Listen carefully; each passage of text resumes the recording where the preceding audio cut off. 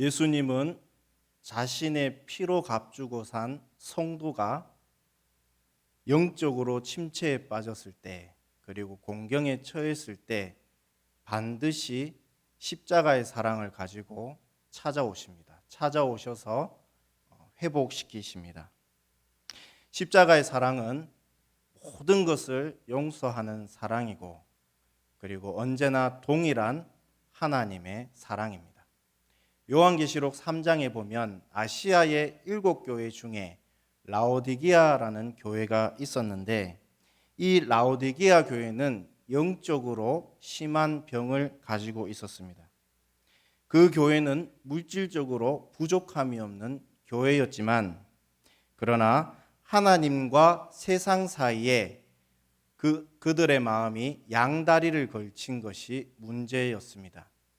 그래서 예수님은 라오디게아 교회를 찾아오셔서 이렇게 책망하시는데, 너희가 차갑든지 뜨겁든지 해라. 미지근해서 내가 너를 토하여 내치리라. 이 정도로 예수님께서 심하게 책망하실 만큼 라오디게아 교회는 영적으로 병이 심하게 들었습니다. 그러나 예수님께서 라오디게아 교회를 오신 목적은 그들을 책망하는 것이 목적이 아니라 영적으로 침체된 그들을 회복시키시는 것이 예수님의 마음이고 예수님께서 찾아오신 목적이었습니다. 예수님은 라오디게아 교회 성도들에게 찾아오셔서 이렇게 말씀하셨습니다. 요한계시록 3장 20절을 보면 볼지어다 내가 문 밖에 서서 두드리노니 누구든지 내 음성을 듣고 문을 열면 내가 그에게로 들어가 그와 더불어 먹고 그는 나와 더불어 먹으리라. 회복시키시겠다고, 또 회복시키고 싶은 마음이 예수님의 입을 통하여 말씀하셨습니다. 오늘 요한복음 21장을 보면 7명의 주님의 제자들이 나옵니다. 그들은 예수님의 명령을 기다리다가 무료하여서 갈릴리 바다, 즉 디베랴 바닷가에 물고기를 잡으러 떠났습니다. 사실 예수님의 이 7 제자들은 예수님이 잡히시던 밤에 예수님을 버린 배반자들입니다. 예수님을 떠나버린, 예수님을 놔두고 도망가버린 그런 제자들이었습니다. 그런데 예수님께서 십자가에 달려 돌아가시고 3일 만에 부활하신 후에 제자들을 찾아오셨습니다. 첫 번째로 찾아오셨을 때 이 제자들은 두려워서 문을 잠그고 문이라는 문은 다 닫고 벌벌 떨고 있었습니다. 그때 그런 제자들에게, 예수님을 버리고 도망간 그 제자들에게 예수님께서 친히 찾아오셔서 첫 번째로 찾아오셔서 하신 말씀이 너희에게 평강이 있을지어다 라고 말씀하셨습니다. 그리고 그 제자들의 실패와 두려움, 예수님을 버린 그 죄책감을 씻어주시고 회복시켜 주셨습니다.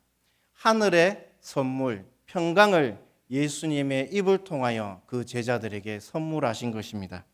그런데 이 첫 번째 예수님께서 오셨을 때 도마라는 제자는 그 자리에 없었습니다. 얼마 지나지 않아 예수님께서는 두 번째로 같은 장소에 그 제자들을 또다시 찾아오셨습니다. 이때는 의심 많은 도마를 회복시켜 주셨습니다. 미국 침례교 플린 박사라는 분은 예수님의 제자들을 한번 어떤 인물들인가라고 한번 공부를 한 사람입니다. 그 사람의 책을 보면 도마는 우울증을 가지고 있었고 아마 회의주의자였을 것이다 라고 보고 있습니다. 도마는 첫 번째 예수님이 찾아오셨을 때에 그 자리에 없었습니다. 그런 도마는 예수님의 부활을 믿지 않았고 예수님을 버린 그 죄책감은 더욱 커져갔습니다.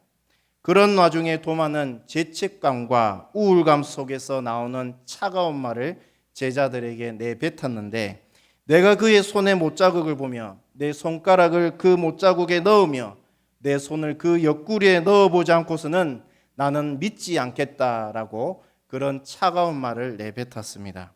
이런 회의주의자이고 죄책감에 빠진 이 도마를 위해서 예수님께서는 두 번째 같은 장소에 다시 찾아오셨습니다. 그리고 도마에게 예수님의 못자국을 보여주시며 내 옆구리에 손을 넣어보라고 예수님은 도마에게 말씀하셨습니다. 예수님께서는 도마가 내뱉어버린 그 비신앙적인 말을 신앙적인 고백으로 변화시키셨는데, 도마가 예수님을 바라보며 이런 고백을 합니다. 나의 주님이시고 나의 하나님이십니다 라고 고백을 하게 됩니다. 그래서 도마는 예수님의 두 번째 찾아오심을 통하여 신앙이 회복됩니다. 그런데 아직 딱 한 사람 회복되지 못한 제자가 있습니다. 그 제자는 바로 베드로입니다. 베드로는 예수님을 두 차례나 만났지만 베드로에게 도마와 같은 예수님께서는 아무 말씀을 하시지 않으셨습니다. 그때마다 베드로는 생각에 잠겼을 것입니다. 왜 예수님은 나에게 아무런 말씀을 하지 않으실까? 복잡 미묘해졌습니다. 무리들이 예수님을 잡으러 왔을 때 제자들은 도망만 갔습니다. 예수님을 배신한 것입니다. 도망만 간 것도 큰 죄인데 베드로는 예수님을 버리고 심지어 공개적으로 여종과 사람들 앞에서 예수님을 3번이나 부인하였습니다. 그리고 부인했을 뿐만 아니라 맹세하면서 저주했습니다. 내가 예수님의 제자라면, 내가 예수님을 믿는다면 난 저주받아야 된다. 그것을 공개적으로 이야기하였습니다. 그래서 베드로는 다른 제자들보다 죄책감과 좌절감이 더욱 컸습니다. 몸 안의 내상으로 따지자면, 몸 안의 상처로 따지자면 다른 제자들보다 몇 배나 더 깊은 내상을 가지게 되었습니다. 예수님은 최고의 명이십니다. 못 고치시는 병도 없으시고, 못 고치시는 심리적인 마음도 없으시고, 못 고치시는 죄 문제도 없으십니다. 예수님은 베드로를 다른 제자들과는 다른 치료 방법을 사용하시겠다고 마음을 드신 것 같습니다. 그래서 큰 내상을 입은 베드로를 회복시키기 위해서 3번째로 찾아오셨습니다. 오늘 본문 14절을 보면 이것은 예수께서 죽은 자 가운데서 살아나신 후에 3번째로 제자들에게 나타나신 것이라. 누가복음을 제외한 마태, 마가, 요한복음에서는 베드로가 닭 울음소리를 듣고 예수님을 버린다는 말씀이 생각났다라고 기록되어 있습니다. 그러나 누가복음 22장 61절을 보면 닭이 울고 베드로가 예수님을 3번 부인할 때 예수님께서 베드로를 보셨다라고 말씀합니다. 이것은 예수님의 눈과 베드로의 눈이 마주쳤다라는 뜻입니다. 베드로는 예수님께서 보고 계신 그 자리에서 눈이 마주쳤음에도 예수님을 모른다고 3번이나 부인하고 맹세하며 저주했습니다. 예수님이 베드로의 그 소리를 들으실 만큼 거리는 가까웠습니다. 베드로는 이 기억, 이 부끄러움을 도저히 감당할 수가 없었습니다. 베드로는 지금 아주 심각한 죄책감과 정체성의 혼란을 가지고 있었습니다. 나는 과연 예수님의 제자인가? 나는 과연 지금 하나님의 자녀가 맞는가? 나는 그리스도인인가? 지금 자신이 스스로 베드로가 회개한다 하면서 사도직을 다시 갖는다면 주위에서는 지금 말하지는 않을 수 있지만 시간이 지나면서 베드로를 향해서 사람들은 수근수근 거릴 것입니다. 저 베드로 3번이나 예수님 부인했잖아. 그것도 예수님하고 눈이 마주쳤는 자리에서 예수님을 맹세하며 저주까지 했잖아. 어떻게 저 사람이 사도를 할 수 있어? 이렇게 수근수근 거렸을 것입니다. 혹은 주변에서 정말 괜찮다고 마음을 100% 다 가지더라도, 그래서 베드로에게 다시 사도직을 권한다면 베드로가 그것을 받지 않았겠지만 설사 그 사도직을 다시 받았을지라도, 사람들이 다 괜찮다 할지라도 이 베드로는 사도직을 받고 얼마간 사도직을 이행하다가 시간이 지나 다시금 자신이 예수님을 3번 부인하고 맹세하며 저주했던 그 기억이 다시 떠올라 나는 다시 갈릴리 바닷가에 고기나 잡으러 가야겠다라고 사도직을 포기했을 수도 있습니다. 이때 예수님이 3번째 찾아오신 것입니다. 이 상황에서 예수님이 찾아오셔서 그 갈릴리 바닷가에서 7명이 배를 타고 물고기를 잡고 있을 때 예수님께서 그 자리에 오셔서 친히 숯불을 피우시고 그곳에서 제자들이 먹을 아침 밥상을 차리셨습니다. 그리고 제자들을 부르셨습니다. 그래서 제자들이 다 와서 이때 베드로는 주님이시다라고 했을 때 다른 제자들은 작은 배를 타고 이렇게 이동했지만 주님이시다라는 말을 듣고 베드로는 겉옷을 벗고 입고 물가로 뛰어들었습니다. 그래서 먼저 예수님께 갔던 제자입니다. 이제 7명의 제자들이 예수님이 중앙에 있고 그 숯불 사이에 7명의 제자들이 앉아서 밥을 먹었습니다. 밥을 먹은 후에 예수님께서 그 7명의 제자 중에서 베드로에게 3가지 질문을 하십니다. 먼저 15절 상반절에 보면 그들이 조밥 먹은 후에 예수께서 시몬 베드로에게 이르시되 요한의 아들 시몬아 네가 이 사람들보다 나를 더 사랑하느냐 하시니 예수님은 여전히 다정한 목소리로 영적으로 그리고 심적으로 눌려있는 그 베드로의 이름을 부르셨습니다. 예수님이 이때 베드로의 이름을 부르실 때 베드로야 게바야 라고 말씀하시지 않고 요한의 아들 시몬아 라고 다정하게 부르셨습니다. 이 시몬이란 뜻은 베드로의 본명이고 그리고 베드로란 뜻은 예수님께서 지어주셨는데 반석이라는 뜻입니다. 그런데 왜 예수님께서 지어주신 베드로라고 부르지 않으시고 왜 요한의 아들 시몬아라고 부르셨을까요? 베드로가 예수님을 처음 만난 장소는 오늘 본문에 나오는 예수님께서 숯불을 피우시고 제자들을 아침밥을 차려주신 그 갈릴리 바닷가였습니다. 처음 베드로를 만났을 때 그 자리였습니다. 그 갈릴리 바닷가에서 예수님이 처음 베드로를 부르셨던 호칭이 요한의 아들 시몬아였습니다. 한마디로 이것은 무엇을 의미하느냐 하면 베드로야 너가 나를 3번 부인하고 맹세하고 저주하였을지라도 나는 처음 너를 보았던 그 상황과 그날처럼 똑같이 너를 사랑하고 있다. 이런 뜻입니다. 그리고 예수님은 베드로에게 이렇게 질문하십니다.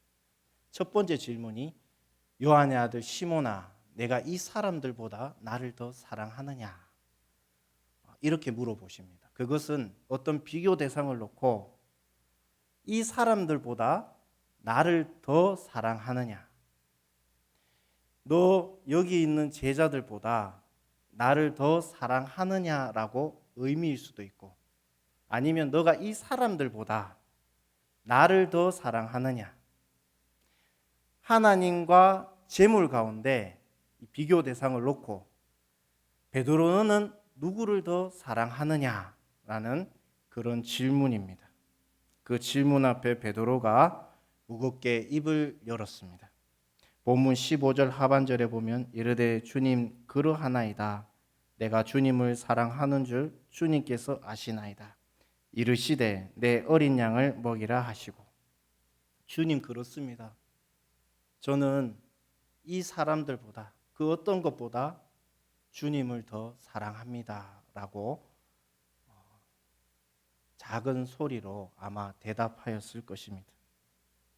베드로는 예수님을 어떤 것보다 어떤 사람들보다 더 사랑합니다. 이것은 지금 베드로의 진심입니다. 그러자 예수님은 내 양을 먹이라 내 어린 양을 먹이라 라고 말씀하셨습니다. 이 양이라는 것은 예수님에게 선한 목자 되신 예수님에게 가장 귀한 보물입니다. 이것을 지금 베드로에게 내 양을 먹이라, 내 어린 양을 먹이라라고 맡기시는 것입니다. 어린 양은 어떤 양입니까? 아주 면역력이 약하고 풀도 억센 풀을 먹지 못하고 부드러운 풀을 먹어야 되며 잔병에 자주 걸립니다.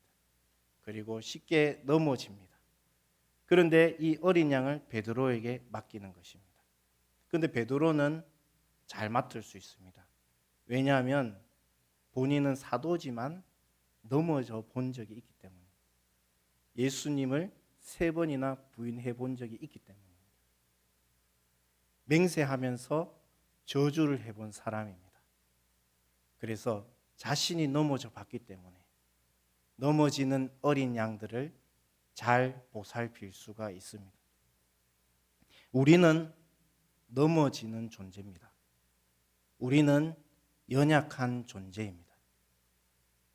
왜냐하면 우리는 원래 약합니다.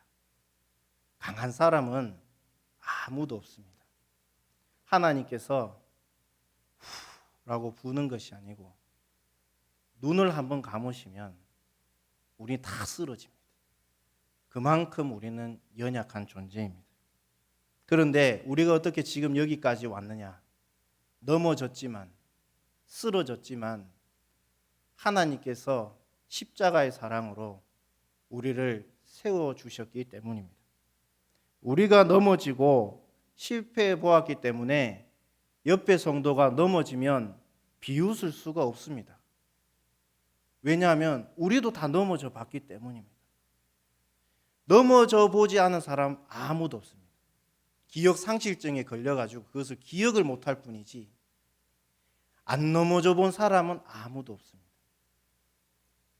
그런데 주님을 사랑하는 것이 어떤 것이냐면 내 옆에 성도가 쓰러지고 넘어졌을 때 그 성도를 비웃고 그 성도를 손가락질하고 저 봐라 내 저럴 줄 알았다. 내 저할 줄 알았다. 또 봐라 더 쓰러진다. 이렇게 비웃는 것이 아니라 내가 쓰러져 봤기 때문에 세워주시는 하나님의 은혜를 경험해 봤기 때문에 그 성도를 세워주는 것입니다. 그것이 내 어린 양을 먹이라는 뜻입니다.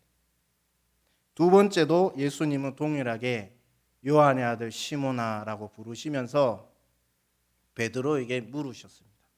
본문 16절의 말씀 보면 또 두 번째 이르시되 요한의 아들 시몬아 네가 나를 사랑하느냐 하시니 이르되 주님 그러하나이다. 내가 주님을 사랑하는 줄 주님께서 아시나이다.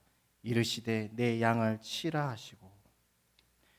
첫 번째 질문과 두 번째, 세 번째 질문은 차이가 있습니다. 첫 번째 질문은 네가 이 사람들보다라는 비교 대상을 놓고 질문을 하셨고 두 번째, 세 번째 질문은 그런 말이 없습니다. 그런 비교 대상이 없고 단도직입적으로 물어보시는 겁니다. 네가 나를 사랑하느냐? 이런 거 저런 거 다 떠나서 주님, 제가 그때 그런 거 말고 제가 주님께 그런 거 말고 내 지금 내한테 물어보잖아. 내가 저 사람보다 그런 거 말고 내가 너 물어보잖아. 지금 단도직입적으로 딴 거 다 말하지 말고 네 마음을 얘기해라. 네 포장된 거 말고 네 포장을 벗겨서 내가 몇 년 믿었고 예수 그런 거 말고 내가 헌금 얼마 그런 거 따지지. 근데 지금 내한테 그거 물어보는 거 아니잖아. 네 마음을 열어봐. 네 마음 안에 있는 네 마음의 중심에 있는 네 마음이 나를 사랑하는지 내가 지금 그걸 묻고 있다. 근데 그거면 된다. 뭐 딴 거 하지 말고 단도직입적으로 누구보다 더 그런 거 말고 내가 금식을 그런 거 말고 내가 네한테 지금 묻고 있는 건 단도직입적으로 묻는 거. 딴 방향으로 가지 말고 내가 지금 묻는 거에 답해. 요한의 아들 시몬아, 네가 나를 사랑하느냐? 가장 깊은 시면에 있는 베드로의 그 마음을 물어보시는 것입니다. 그 질문 앞에 이 질문은 앞에 첫 번째 질문보다 더 깊은 질문입니다. 이거는 중심을 얘기해야 되는 겁니다. 그러자 베드로가 이번에도 무겁게 입을 엽니다. 그리고 대답하는데 주님, 그렇습니다. 내가 주님을 사랑하는 줄을 주께서 아십니다. 베드로가 예수님을 사랑한다고 처음에 생각할 때는 아주 거창하고 큰 줄 알았습니다. 너희들 기도해라. 너희들 흩어진다. 도망간다. 주님, 다른 사람들은 주님을 버릴지언정 나는 주님을 절대로 버리지 않습니다. 저는 주님과 끝까지 갑니다. 다른 사람들하고 저는 다릅니다. 제 사랑은, 제가 주님을 사랑하는 마음은 이 제자들하고 비교할 수가 없습니다. 내 사랑이, 주님을 사랑하는 이 마음이 전 이 세상에서 제일 크다고 생각합니다. 그렇게 생각했던 베드로였는데 막상 무리들이 밤에 와가지고 예수님을 잡아가니까 언제 그러냐는 듯이 다른 제자들은 그렇다 치고 베드로도 혼비백산이 되어가지고 그냥 그저 예수님 놔두고 그냥 도망가 버렸습니다. 그리고 대제사장 집까지 찾아가가지고 예수님이 신문받고 딱이 맞는 침받음 받는 그 자리에서 여종 앞에서 사람들 앞에서 예수님을 3번이나 부인한 그런 사람인 것입니다.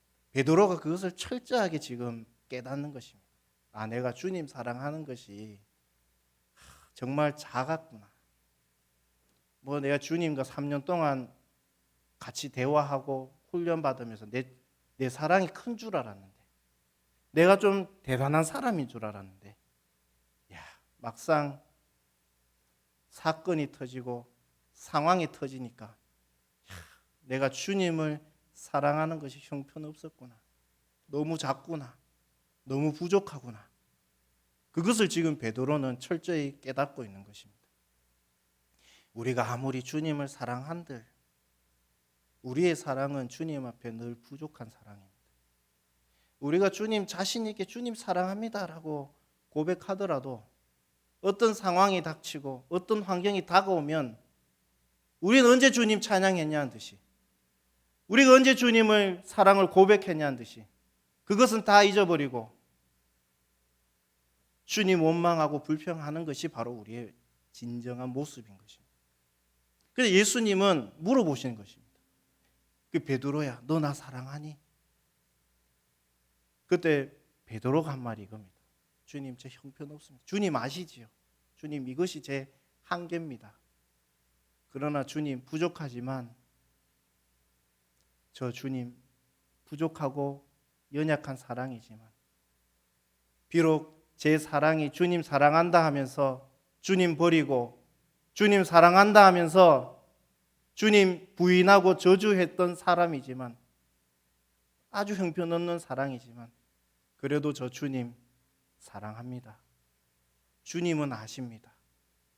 이렇게 고백하는 것입니다. 그때 예수님께서는 또 뭐라고 얘기하시느냐면, 어린 양이 아니라 이번에는 내 양을 치라. 내 양을 먹여라. 양육해라. 키워라. 그런 뜻입니다. 나에게 맡겨진 영혼들이 있습니다. 교육자들에게도 맡겨진 영혼이 있고 교사들에게도 맡겨진 영혼이 있고 가정에서는 나에게 주님께서 주신 양들이 있습니다. 내게 아닙니다. 가족은 내 아들, 딸 내게 아닙니다. 하나님께서 나에게 맡겨주신 거지, 내가 청지기인 것이지, 그 자녀가 아무리 사랑스럽다도 그건 내게 아니고 주님께서는 뭐라 하면 내 양이다. 내 양을 치라 라고 말씀하시는 것입니다. 잘 양육하는 것이 예수님을 사랑하는 것입니다. 이제 세 번째로 예수님은 베드로에게 세 번째 질문을 하십니다. 이 3이라는 것은 이스라엘에서는 완전수입니다. 이제 마지막 질문인 것입니다. 세 번째 예수님은 베드로에게 물어보십니다. 더 이상 뒤에 질문은 없습니다. 예수님의 마지막 질문, 그러니까 큰 의미가 있는 질문인 것입니다. 그 질문이 본문 17절에 보면 세 번째 이르시되 요한의 아들 시몬아 네가 나를 사랑하느냐 하시니 주께서 세 번째 네가 나를 사랑하느냐 하심으로 베드로가 근심하여 이르되 주님 모든 것을 아시오매 내가 주님을 사랑하는 줄을 주님께서 아시나이다. 예수께서 이르시되 내 양을 먹이라. 이제 마지막으로 예수님은 숯불 곁에서 그 불 곁에서 세 번째 베드로에게 너가 나를 사랑하느냐라고 물어보십니다. 그런데 이 세 번째 질문을 예수님께서 베드로에게 물으셨을 때 베드로가 대답을 하는데 그냥 대답한 것이 아니라 근심하며 대답했다라고 적혀 있습니다. 베드로는 근심합니다. 베드로는 예수님을 버렸습니다. 예수님 3번 부인했습니다. 예수님을 맹세하며 저주했던 사람입니다. 얼마나 자기의 사랑이 작고 부족한지 다시금 생각합니다. 그리고 예수님께서 잡히시고 대제사장 집에서 신문당할 때 그 불 피워진 곳에서 여종과 사람들 앞에서 공개적으로 예수님을 부인하였습니다. 그런데 지금 비슷하게 예수님은 그 불 피워진 곳에서 베드로에게 3번 네가 나를 사랑하느냐라고 물어보시는 것입니다. 베드로는 이 3번의 질문 앞에서 과거의 그 불 곁에서 예수님을 공개적으로 부인하고 3번 부인하고 맹세하며 저주했던 그 기억이 다시금 확 마음속에서 올라왔습니다. 그런데 이 3번의 질문을 통해서 베드로는 깨달았습니다. 아, 예수님께서 나의 죄를 용서해 주셨구나. 그것을 깨닫게 된 것입니다.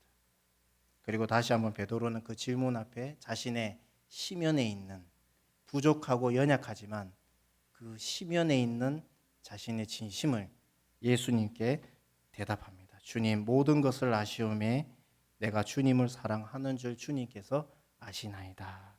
근심하며 고백합니다. 그때 예수님은 마지막으로 3번째 내 어린 양을 먹이라고 말씀하시면서 거기 있는 제자들과 요한복음을 읽고 있는 모든 성도들 앞에서 베드로의 그 사도직을 복권시키시는 것을 선포하셨습니다. 예수님께서 베드로에게 찾아오셔서 베드로의 그 죄책감, 그 상한 마음을 완전히 고쳐주셨습니다. 예수님은 보이지 않는 동일하게 예수님은 보이지 않는 나의 죄, 나의 수치, 생각만 해도 확 올라오는 나의 부끄러운 죄들을 예수님은 용서하여 주셨습니다. 예수님이 찾아오셨을 때 우리는 나의 죄, 나의 마음이 상한 것들을 솔직하게 고백하셔야 됩니다. 그리고 예수님은 나의 죄 때문에 죽으셨고 나의 죄를 십자가에서 다 책임지셨다라는 것을 해결하셨다라는 것을 믿으셔야 합니다. 이제 예수님은 회복된 베드로에게 앞으로 베드로가 어떠한 죽음을 맞이하는지 말씀하십니다. 본문 18절을 보면 내가 진실로 진실로 내게 이르노니 내가 젊어서는 스스로 띠뛰고 원하는 곳으로 다녔거니와 늙어서는 내 팔을 벌리리니 남이 내게 띠띠우는 곳으로 원하지 아니한 곳으로 데려가리라. 베드로는 예전에는 자신의 혈기, 자기 뜻대로 자기가 원하는 뜻대로 나갔습니다. 하고 싶은 말 다 하고 하고 싶은 거 다 돌아다녔습니다. 그러나 이제는 베드로는 그렇게 할 수가 없습니다. 예수님의 사랑을 이제 경험했고 예수님의 그 용서하심과 예수님의 그 은혜를 이제는 경험했기 때문에 이제는 베드로는 자신이 원하는 곳으로 가는 것이 아니라 하나님께서 가라고 하시는 곳에 사명을 주시는 대로 그가 떠나는 것입니다. 늙어서는 내 팔을 벌린다고 했습니다. 결국 베드로는 예전에 젊었을 때는 예수님을 부인하고 저주하고 맹세하면서 저주하였지만 이제 주님을 만난 이 디베레아 바닷가에서 만난 이 베드로는 이제 변화되어서 결국엔 늙어서 십자가에 거꾸로 매달려 순교당하게 됩니다. 이 요한복음을 지은 사도 요한은 진흙 같았던 그 베드로가 반석과 같이 변하는 것을 소식을 들었고 또 보았습니다. 그 결국에는 초대교회의 기둥이 된 것까지 사도 요한은 보게 된 것입니다. 이 요한복음은 21장은 영지주의와 유대교로 인하여 박해가 심하여 배도했던 성도들이 다시 돌아오기를, 베드로를 보면서 다시 돌아오기를 원하여 이 21장을 적었고, 또 배도했지만 다시 돌아온 성도들이 내가 그때 예수님 배반해서 유대교로 갔다가 영지주의로 갔다가 박해가 심해서 그렇게 갔다가 다시 돌아왔는데 마음이 너무 찝찝하다, 너무 괴롭다라고 하는 성도들을 위해서 이 요한복음 21장을 말씀하여 주시는 것입니다. 결론입니다. 예수님은 하나님 자녀에게 반드시 찾아오십니다. 창세기에 보면 아담이 선악과를 먹고 하나님의 말씀에 불순종했을 때 하나님께서 아담이 나무 그늘 아래 숨어 있을 때 거니시는 소리를 내시며 아담아 네가 어디 있느냐라고 말씀하시며 찾아오셨고, 요한계시록에 보면 라오디게아 교회가 병들었을 때에 예수님은 찾아오셨습니다. 그리고 오늘 본문에서 예수님은 제자들을 찾아오셨고 또한 베드로를 찾아오셨습니다. 동일하게 예수님은 나를 찾아오십니다. 우리는 예수님께서 찾아오실 때 나의 어떤 죄도 용서받을 수 있고 내가 어떤 상태이든지 예수님은 나를 회복시키실 수 있습니다. 오늘 찾아오시는 이 은혜가 이 시간 성도님들 마음속에 임하시기를 예수님의 이름으로 축복합니다. 아멘.